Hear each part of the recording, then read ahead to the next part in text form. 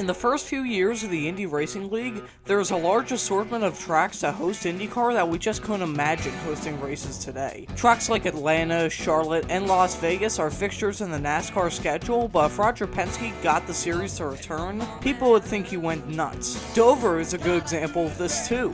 It's hosted NASCAR races since the track's opening in 1969, but throughout that history, there's only been 3 IndyCar races at the Monster Mile. Originally, I was going to go over all of these races, but the video ended up being way too long, so for now we're just going to focus on the second running, the 1998 Pep Boys 400K at Dover. Welcome back to All IndyCar, the motorsports history show looking at the most interesting stories in American open wheel racing. This would actually be the first IndyCar race at Dover since 1969 when Art Pollard won his Plymouth Parrot Gerhardt. It was certainly going to be a spectacle, seeing 24 IndyCars drive around a concrete bowl at an average speed of 180 miles an hour. However, with the speed so high, the bumpiness of the track, and almost nowhere to go if there was a crash ahead, it was certainly going to test the will, strength, and fear of the drivers. Besides that, there are many storylines entering the race weekend. The fall from grace for 1996 co-champion Buzz Calkins, the ongoing championship fight with Davey Hamilton, Scott Sharp, and Tony Stewart, and the looming feeling of danger entering the weekend. Scheduled for Sunday, July 19th, 1998 on CBS, legendary commentator Ken Squire would be the lead-in, with Mike Joy and Tom Sneva in the booth. The race was also scheduled to be 248 laps. Before we got to the race itself, there was already drama. Billy Boat, who was fighting for the championship to this point, would be injured the race before New Hampshire. Greg Ray replaced him for the time being.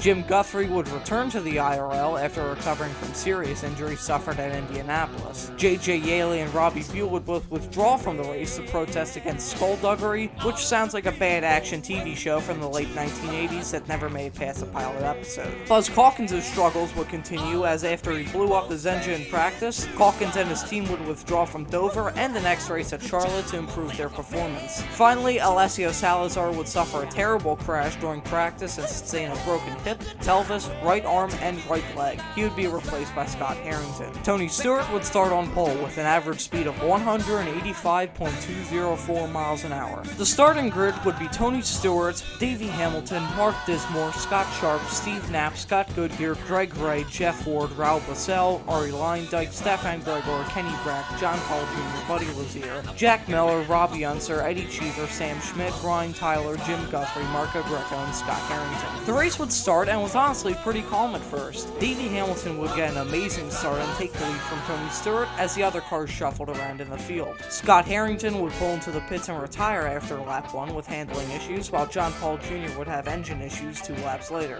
This piece was broken up when on lap 22, Jeff Ward had a front right suspension failure in turn 4 and slammed the outside wall. Jack Miller slowed in response to this and was hit by Scott Goodyear. Miller and Ward would climb out of their cars uninjured, while Goodyear would go back to the pits to try and repair the damage. He would be 5 laps down after the repairs. During this caution, Kenny Brack would suffer electrical problems and the field was shuffled up with pit stops. After all the pit stops were done and the restart happened, Raul Bussell would lead the field back to green. On this restart, Tony Stewart and Scott Sharp almost had a massive crash in turn 1, but they made it through clean. The field as a whole would actually stay clean until Mark Dismore lost his engine on the back straightaway. Thankfully, there was no oil down on the track, so the caution was brief and we got back to racing on lap 50. This would end up being the longest green flag stint of the race at only 29 laps. The boring racing was broken up once again when Sam Schmidt ran out of fuel. After the 7-lap yellow, the race was restarted again, but broken up when Sam Schmidt hit the wall in turn 1 pretty hard and showered the track in debris. At this point, the constant cycle of green flag parades and caution parties is getting tiring.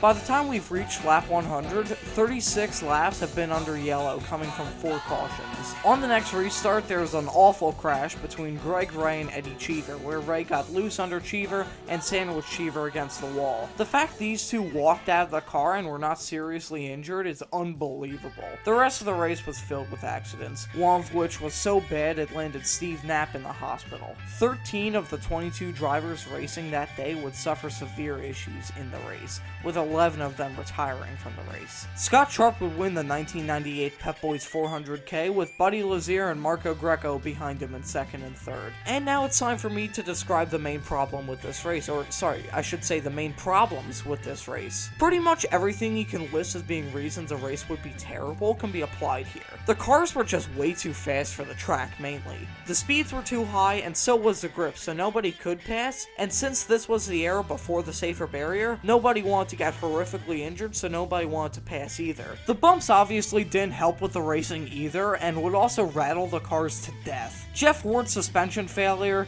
Kenny Brack's electrical issues, and Tony Stewart's dash issues are crystal clear reasons why this race was doomed from the start. Dover is just not an IndyCar track, and I hope we never return. We all remember what happened at Las Vegas 10 years ago. I don't want that happening at Dover in the future.